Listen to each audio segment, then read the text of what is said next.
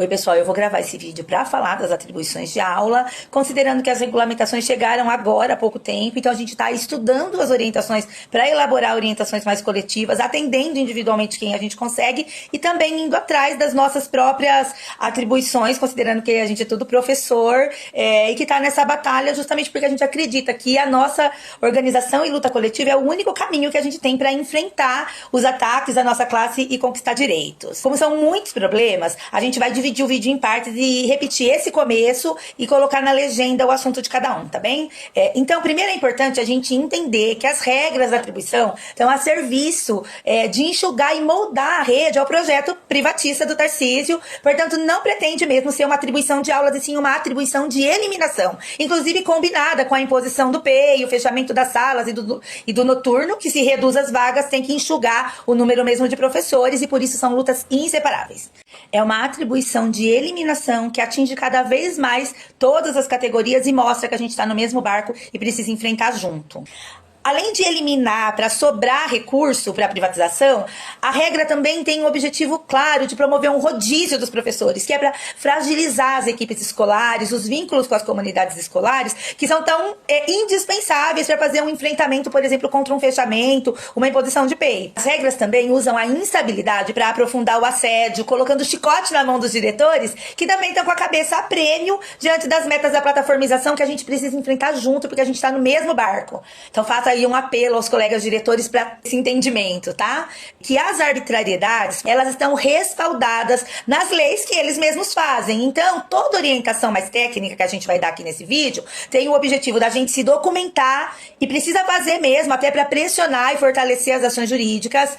que elas não substituem que o professor participe dos processos de atribuição seguindo as regras arbitrárias que são as que estão vigentes, e que a única chance de vitória que a gente tem mesmo é essa luta para derrubar as resoluções e derrotar esse projeto de conjunto. Isso é muito importante, ver o vídeo até o fim, onde a gente vai aprofundar o debate, mas eu já deixo aqui o chamado para o ato do dia 23, às 16 horas, lá na Praça da República, para mostrar para o Tarcísio e Feder quantos de nós estão dispostos a enfrentar esses absurdos.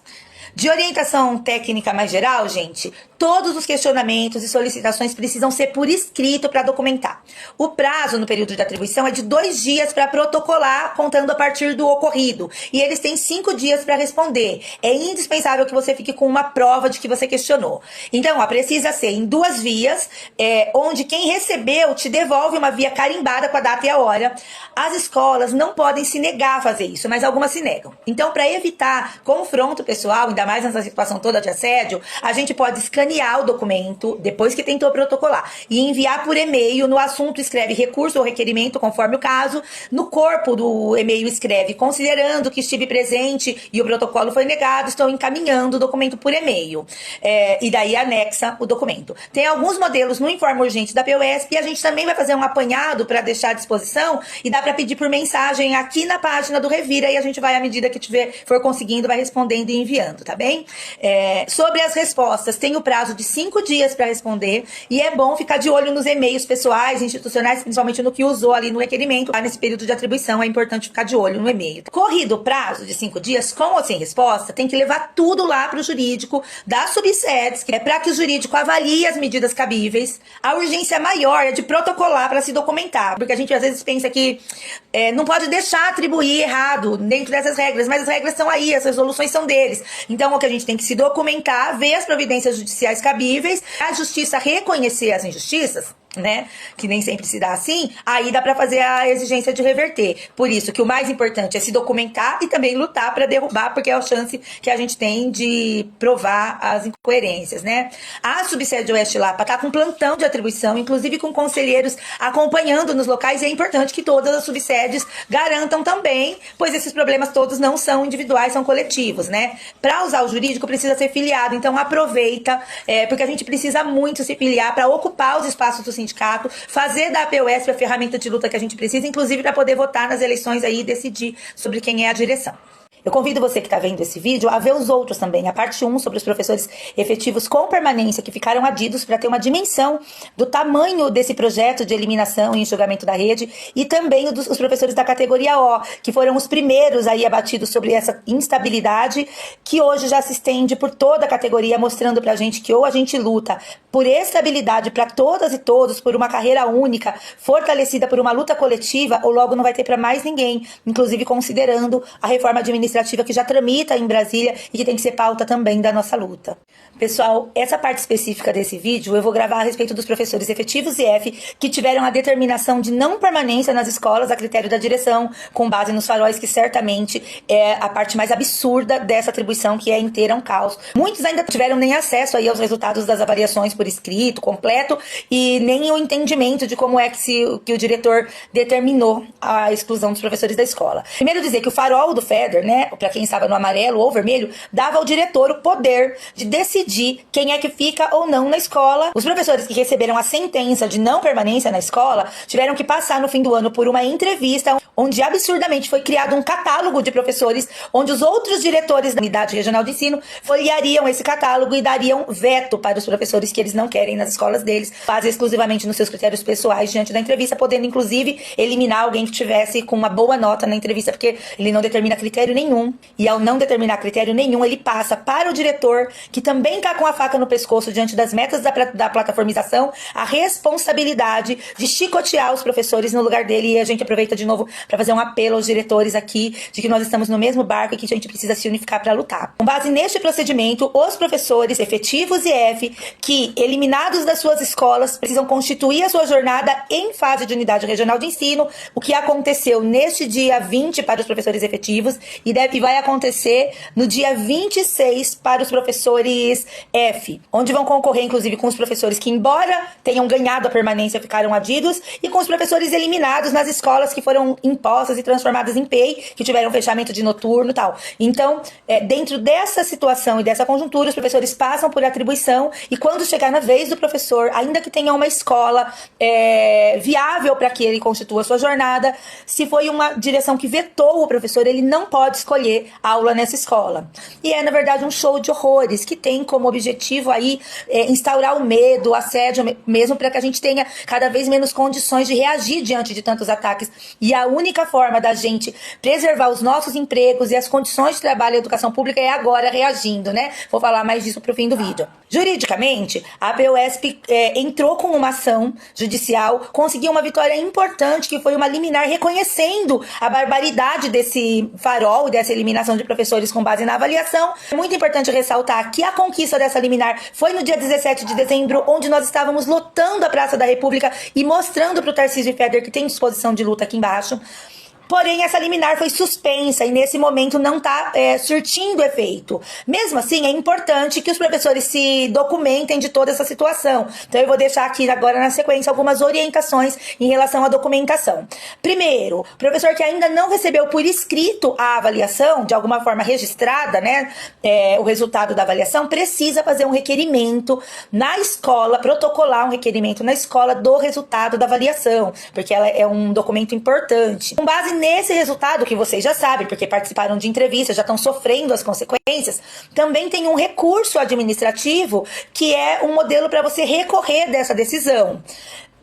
E ainda tem um terceiro documento, que é para você que tenha sido vetado em escolas que eram de seu interesse na atribuição de aulas, requerer explicação de quais foram os critérios do veto. Lembrando do que a gente já disse no começo do vídeo, que todas essas barbaridades estão previstas nas resoluções. Então a gente protocola para se documentar, ciente de que,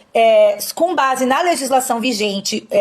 essas barbaridades estão respaldadas, mas para fortalecer o processo jurídico que segue correndo e também para fazer uma pressão. Comum que o professor, em se tratando da vida dele, fique desesperado, de medo de ficar desempregado e pense que precisa de imediato, né, que o advogado vai conseguir de imediato barrar isso, que lamentavelmente está previsto nas resoluções. Então, o que precisa fazer de imediato é fazer os protocolos para você se documentar. E com base na resposta ou não desses protocolos, porque o prazo para resposta é de 5 dias, aí sim procurar já o advogado da sua subsede, levando tudo que tem de documentação, para verificar com ele as medidas cabíveis. E é importante reforçar também que esse procedimento não livra o professor de seguir os passos dessa atribuição injusta mesmo, porque ela está feita conforme as regras vigentes. E a maior ação que a gente tem a fazer é ir à luta para derrubar. Cada vez fica mais nítido que cada um dos problemas que parecem individuais estão dentro desse projeto político e que a gente só tem condições de enfrentar coletivamente. Primeiro, lotando mesmo a Praça da República nesse dia 23 para dar um grande farol vermelho para o Tarcísio, Feder e essas resoluções absurdas. E também entendendo o que a gente vai fazer lá e se fortalecendo, se organizando coletivamente para a gente não sair de lá com a sensação de que não valeu a pena ter ido. Como eu já falei aqui, a gente precisa da maior unidade para enfrentar os ataques do Tarcísio e do Feder.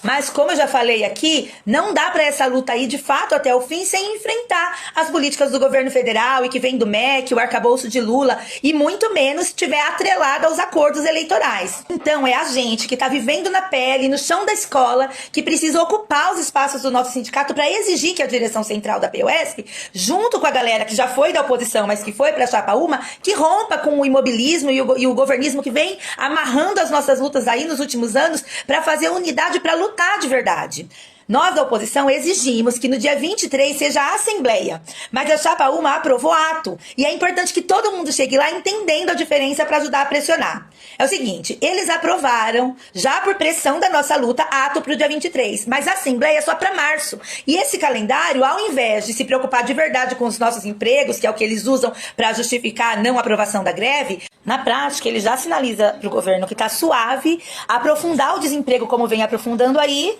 para consolidar os absurdos dessa atribuição e que em março a gente volta para de novo eles dizerem que não dá para fazer greve. Nós da oposição vamos estar lá para exigir que seja transformado em assembleia, para votar que o ano não começa se o Tarcísio não recuar da atribuição de eliminação, revogando as resoluções absurdas e reabrindo as salas fechadas. Então a gente precisa aprovar um calendário que de fato intimide o governo, inclusive não sair de lá sem uma data marcada para voltar, para ver quais são as respostas e decidir se deflagramos mesmo a greve para o início do ano ou se o governo recuou diante da nossa pressão. Mas para a gente conseguir falar, para pôr em votação e aprovar, cada um e cada uma que estiver lá vai fazer total diferença. Então, inclusive, a gente chama todo mundo que concorda com essa posição para vir fortalecer a coluna do Reviravolta, que vai estar lá sinalizada com a bandeira, e da oposição combativa. Também para seguir aqui a página, as informações, opinar, divulgar e ajudar nas tarefas. Tem aqui na descrição da página o WhatsApp do coletivo. Tá difícil a gente responder individualmente as questões pessoais, mas quem quiser vir para ajudar na organização coletiva, vai deixando um salve lá ou me procura, a Flávia também, os demais militantes do Reviravolta, pra gente conversar e se organizar. Todas e todos, no dia 23, às 16 horas, em frente à SEDUC, pra dar o farol vermelho pro Tarcísio Feder e transformar o ato em assembleia para votar que o ano não começa enquanto o Tarcísio não recuar, abaixo a atribuição de eliminação, ao fechamento de salas e turnos, nenhum professor sem aula, nenhum aluno sem escola.